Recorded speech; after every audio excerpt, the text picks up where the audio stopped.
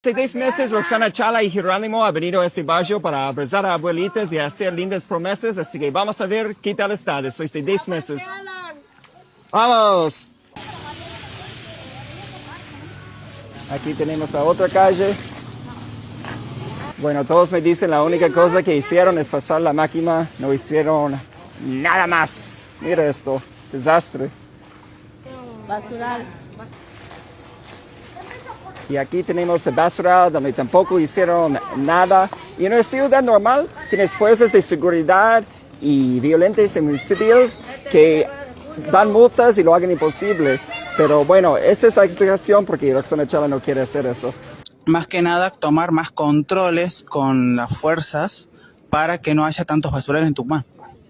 Bueno, mire, yo creo que la fuerza no nos gusta, la violencia no nos gusta bajo ningún punto de vista. Entonces tenemos que ver todas las otras estrategias que tengamos.